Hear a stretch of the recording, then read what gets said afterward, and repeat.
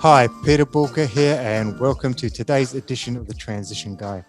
Now, joining me in the studio today is Vikrant Shaurya, CEO and founder of bestsellingbook.com. Vikrant, thank you for joining us today. Thank you so much, Peter, for having me. I'm really excited for being on the show. So I suppose the first question for you is, why best-selling book? Why did you start that business in the first place? Great. So since the beginning, I was always surrounded by books, right? So when I first decided that I really have to write, I really have to start something of my own, I started a business, and for some reason, like, it failed, right? Then I had an option to again go back to the same place. Like, I had to shut down. I didn't. I had an option not to be in the business space. Then I again read a book by Tony Robbins, right, which gave me motivation. And then I did my Google search, right, and then I found out about that I could write a book without having a money. So basically, I didn't have the money, and I wanted to start something of my own. And then I wrote a book. So the first book which I wrote, like, I made around $27 in first month, right? And I was kind of a jumping, like, I was 19, 20 years of old, and I was jumping on my bed because it was the first money I made online, right? And then I published another book, and I also did some marketing, and I made around $440 in the second month. So basically, I got that exactly how this book writing, publishing, marketing thing works. And then from there, I started helping people, right, with my coaching program, with my ebook courses. But the reason I started my business about, like, we help entrepreneurs and thought leaders with our done for you book writing, publishing, marketing services, because most of the people, like, who I was serving with my coaching program, they reached out to me that, like, hey, the course is really good, but we don't have the time to write the book. Can you do it for us? Right. Then I got this idea that, hey, like, there's so many people out there who have amazing ideas, amazing stories to share with the world, but they don't have the time. They don't have the skill set to write a book. And then we assemble a team of book writers, editors, publishers, marketers, and then we started offering the services. This is how bestsellingbook.com came into the picture. I mean, that's interesting you say that, because I've been threatening to write a book for about 5 years. But every time I go to write a book, to be honest with you, number one, I just can't be bothered.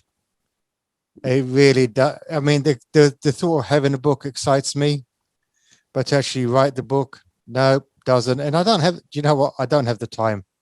I just don't have the time, because I'm always doing other things. And whenever I do create content, I do have time to do content. I'm spending it in the studio, either doing podcasts or other sort of published content. The thought of actually doing the book, I've never got around to it, to be honest with you. It's never been my strong point. But here's a question for you. Why is it important for people to publish a book? So as you said, that since 5 years, you wanted to write a book. So all of the business owners, CEOs, experts, coaches, consultants, thought leaders, subconsciously, they know that they should write a book. Mm-hmm. They know that they should write a book so that they can share their message, share their ideas with like in the new medium, right? So best-selling book is going to be a new medium to share their message, share their ideas, right? So, but all of the people, like all of these entrepreneurs, business owners, they know that they want to write a book. And basically, like, talking about why they should write a book, like, the benefits are endless, right? Like, for example, if you want to do a business with any coach, any business owner, and if there are 10 options for you, and out of 10 options, only one person is a best-selling author about that topic, then who would you choose, right? The chances will be very high that that person, like, who is a best-selling author, is going to get some extra credit, extra points, that maybe, like, you will be hiring him, right? So your clients are going to trust you more. Your clients are going to see you as an authority, right? Your clients are going to see you that you are the established person on that topic. So Brian Tracy once said that to establish yourself as an authority, you have to be an author, because authority, like the first word in authority is author, right? Right. So this is the reason, like the number one reason why they should write a book, because it's going to establish yourself as an authority. It's going to it's going to stand you apart from the crowd. So how do you deal with the, because a lot of people will say, well, there are just so many books coming out all the time. What's the point of writing a book just to be one? Because not everyone's going to be a bestseller, right?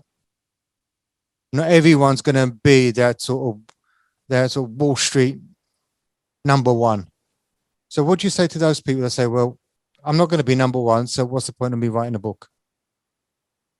So the first thing is, like, even if you don't become a best-selling author, still, even if you have a book, it changes the game for you, right? All the people like who have the book, right? All these entrepreneurs, all these thought leaders who have the book, they write the book for only one reason. Maybe they don't make too much money from the book, but they use the book to get more clients, to generate leads, to get speaking gigs, right? So even if they want to come on some podcast as a guest, right? They can pitch themselves that, like, I'm a best-selling author around this topic. Now the chances of them being available on the podcast is going to be high. Now the thing is, like, you told me that not all the books can become best-selling author. Not all the books can become best-selling. That's not true. Like, of course, if you do the proper marketing, we can make every book a bestseller, right? You just have to write the book in such a way so that the readers really want to read it. And once it is done, then it is all about the marketing. If you do the proper marketing, if you do get certain number of sales, get certain number of reviews in the launch period, then of course you can make the book number one bestseller, even if, like, you are unknown around the topic. And I suppose that's the challenge that a lot of people have. People like that are successful CEOs. They're expert in their business. They're expert in their field. I suppose they're not expert in the field of either book writing or book publishing. Mm-hmm. And that in its own right, as you've demonstrated, is a big business. What about people that perhaps don't believe that they have a message? Because you're probably going to say that everyone has a message to get out there, but many people don't believe that they have that message to get out there. So what advice and help can you give those people? So first of all, of course, that's true that maybe not everyone is ready to write a book right now, right? But they have to ask themselves this question, that if they really want to spread their message to the wider audience, then they should write a book, right? If they're in this business, if they're in this business of sharing ideas, sharing their thought, sharing their message with the world, and the medium could be anything, like just like you were doing, like you through podcasts, through YouTube channels, through speakings, stage, like it could be anything, through coaching, through consultation. If you are in that business, then definitely you have a message, right? And then you should definitely write a book around that. And of course, as you said, that people, they have great skill set around their business, but they don't have the great skill set around writing a book. The thing is that writing a book is also just a skill, and they can learn it, right? For some people, it takes several years. Some people it takes the entire lifetime as well. But the thing is, like, if you get a proper guidance, if you get a proper roadmap, you can write the book in a shorter period of time. I recently wrote a book about how to write a book, and the title is How to Write a Bestseller in 90 Days. Right. So, so you can simply find it on Amazon as well. So it lays out the step-by-step structure for people who are not even aware about, okay, so what should I do? Like, what should be my first step? Right? Because subconsciously they know that they are zillions of steps they have to take in order to write and publish and market the book, right? There's so many steps. And this is why they procrastinate. They know that there are too many steps, and they say, okay, I don't want to take the action. I don't want to take the first step. But they have to take the first step if they really want to write a book. For you, for example, if you are thinking to write a book for 5 years, then, and if you know that like writing a book is crucial part of your business, then you need to start with at least the outline. First, once the outline is ready, then if you're seeing all the table of contents, then it's going to be easy for you to start. I mean, to be honest with you, I probably thought at the time, because there were so many people publishing books, that was the main reason why I made the decision to do the podcast and YouTube. Because when I started my YouTube and podcast channel, YouTube by that stage had been well established, but actually podcasting still had so much area of growth. So I thought, you know what, let me jump into that space. Let me create my content there, because everyone else is in the book space. But that was what my thinking was at the time. So if you think about it, then in podcast as well, there are so many different podcasts.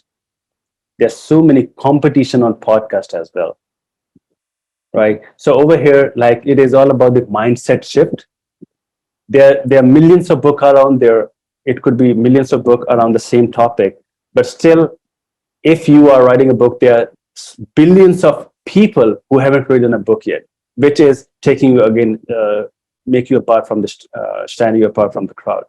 So you took an action. You decided that, okay, so I'm going to start my podcast channel. I'm going to start my YouTube channel. Even though there were so many thousands of YouTube channels and podcast channels around this topic, but still you did it. And of course, I guess like you are seeing the benefits in your business, right? So the same thing is going to happen in your book as well. Once you write the book, then you will see like, even though there are so many people out there, still there are millions of people out there who haven't written a book before, right? So this is going to like how it's going to change the game for you. So here's a question. Okay, so another question for you is a lot of people they're challenged by the thought of a ghostwriter. Because I know a lot of authors use ghostwriting, yet perhaps people say that if you use a ghostwriter, then it's cheating. What is your thoughts on that? I believe the cheating is that you are not sharing your ideas or message which is worth sharing. That is the real cheating. That's a really if you feel that this idea should be really shared with people, but if you're just keeping in your heart, or maybe just using one or two medium to share it, that's the real cheating, right? You are keeping the ideas in your heart. You are not sharing it with the world. Just with this idea that, okay, someone else is going to write my book, and then it is going to be not worthy, right? Or it's going to be cheating for my audience. No, like most of the really amazing books out there, think about like Think and Grow Rich, Stephen Covey's book, 7 Habits of Highly Effective People, right? Richard Branson's book, right? How I Lose My Virginity. All of these books were ghostwritten. Can you believe it? I mean, and that's a really good point. That's a fantastic point. Because a lot of people will say, well, ghostwriting means it's not my book. But actually, it still is your book because they are your thoughts, right? It's your thought. Like, who told you that in order to produce a book, you have to write the book yourself? It's a preconceived notion that, okay, I can call myself an author if I will write the book myself. I think that's the mindset. I think that's the mindset. Exactly. Right. So, of course, you don't even have to hire a ghostwriter if you don't have a good writing skill. There's a way, like if you want, I can share it with you that how simply you can write a book without writing a book, without even hiring a ghostwriter. Do you want me to share it? Will it take away from your book? No problem. Like, of course.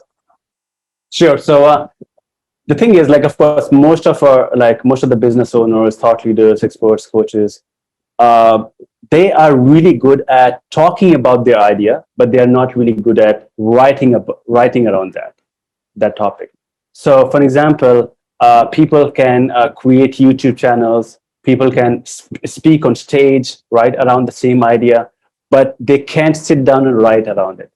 So, what you can do is, once, for example, once you have a book outline ready, right, then you can start talking about those ideas, start talking about the chapters, and record it, right? And have there are so many tools out there like Happy Scribe or rev.com, where like it's going to be auto like transcribe, or you can hire a transcriber as well to transcribe everything which you talked about in the chapters.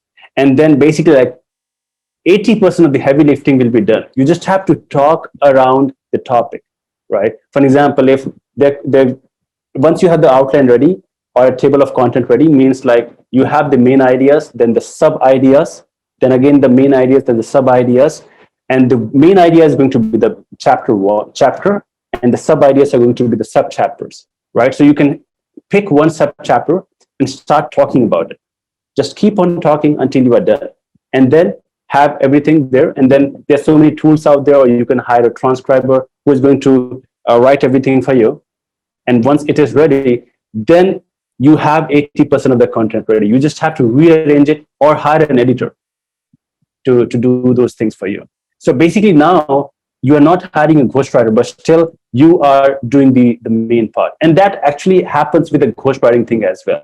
They interview you, they understand your book idea, and write the book for you in their voice. So basically, when I started this company, people also had this kind of a mindset block. They didn't want to work with ghostwriter because they thought their ideas won't be into the book. Their personality, the ghostwriter won't be able to understand the personality and voice, and they won't be able to write it in their tone.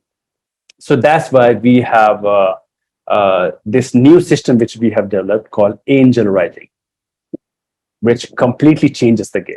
Right. And the angel writing is all about like the angel writer exactly understand you, your personality, your thought process, your experiences, expertise, and write the book for you in your voice, right? So it is a kind of a ghostwriting process, but kind of a hybrid ghostwriting process where it is all about you, and we provide unlimited revision to make sure that the book is written in your voice with your personality. So in other words, basically what we're saying, there are so many different avenues a person can pursue if they're interested in getting a book published. Exactly. So it can be from a fully done service to a partially done service to you do it yourself. You have options. You've just got to decide what is the best way to start. Right. And then afterwards, what would you then recommend? Because if you're then writing your book, do you then become self-published? Is that the route to go today? As opposed to going down the publisher route? So it's up to you. Like if you really want to wait in line for several years, even though like not so sure, like because if you are going to the traditional publishing route, there's no surety that they will select your book. It could take years and years for you to for a traditional publisher to select your book. Or you can go with a self-publishing route, having all the control of your book, right? Because of course I've seen that traditional publishers, even though of course although they give you some money upfront, but still like they take all the rights from your book.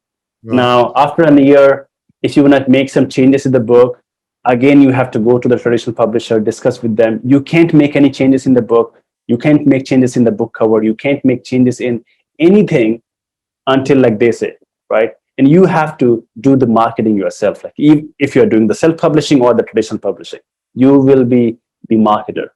There's a right. That's interesting, because a lot of people think by going to a publisher, the publisher will do the marketing. And you're saying that's not necessarily the case. No.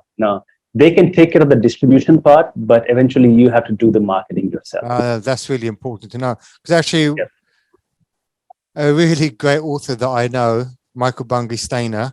He actually has one of the best-selling books.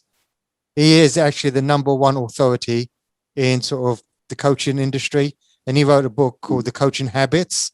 It was rejected by all the publishers. He then went self-published and he sold over 2 million copies. Amazing. And that is amazing. And he was, I had him on a conversation the other day when he was sharing that story. So it just goes to show you the power of probably how the market shifted, where before the power was with the publishers, you can do so much more yourself. So really there's three elements. There's number one, writing the book. Number two, deciding how you're going to get it published. And number three, making sure that you are actually marketing the book, because that's probably for most people, that's when they run out of steam, that they've done the book and they think that's when the hard work's done, when actually probably that's when the hard work begins, because it's actually getting the book out there. Right. And with so many tools out there like Facebook ads, Amazon ads, it becomes extremely easy for you to do the marketing of the book. Right. Of course, you leverage paid ads, but at the same time, you can also use these free tools as well. Like, for example, like once you become a published author, you can get on so many podcasts around the same topic. And one podcast, like sometimes it happens like there are so many clients of ours, 80% of the sales they are getting is through podcast, just appearing on podcast, because one podcast gets them at least 200, 300 sales, right? If they are going on the right podcast, right? And which boosts the book ranking. And then when the book is on the top, then organically, like Amazon is sending more traffic to the book, and like they are getting more and more sales on the book. So there are so many ways to do the marketing, right? But yeah, the first step is to decide that you have to write the book, and this is going to change, take the business to the next level. Brilliant. Well, do you know what? If people want to have more information about how to get started, where do they need to go? So where should we send them? Yeah. Okay. So for your audience, what I've done is I've created a landing page where I'm offering a checklist, right? Which is a part of my book, How to Write a Bestseller, but they can get it for free, right? So they just have to go to bestsellingbook.com/blueprint. So BESTSELLING BOOK book.com/blueprint, BLUEPRINT, so they can download the blueprint, which comes with a checklist. So there will be a 20-21 pages blueprint or a guide which explains how to use the checklist. So basically, this checklist comes with exactly, like you can download it, you can print it out, and then you can start working on the book, and you can check all of the boxes. So the first step, right? So there are 3 phases in the checklist. The first is produce, which is all about producing the manuscript. The second is publishing phase, where it is all about preparing the book for publishing and distribution of the book. And the third is profit phase, which is all about launching the book, marketing the book, and monetizing the book to get more clients, get leads, to establish yourself as a authority, to do your personal branding. So these are the 3 phases, and all of these phases comes with some steps and sub steps, which make sure that like you are on the right path. So it is in the last 7 to 8 years, like I've used all of my experiences and created all the steps, everything which we do for our clients one-on-one, and it is available for you for free, right? Fantastic. Everything like they can go. And it's going to be a really amazing resource for you, right? They will exactly know that what is the next step and how they have to take care of that step. Wonderful. Okay, well, we'll make sure they're in the notes, and we'll put the link in there so that people can head over there. Well, Vikrant, Awesome. Thank you so much for your time today. It's been highly insightful. I've probably learned a few things actually about a book, and maybe the routes that are available to me that perhaps I thought I didn't quite give the consideration it deserved. Now, for those of you listening into today's channel, if there's anything that resonates with you, you need a bit more information, head over to Boolkah.com and get in touch. Once again, Vikrant, thank you very much for coming in. And remember, everyone, Failing to learn is learning to fail, and please stay safe.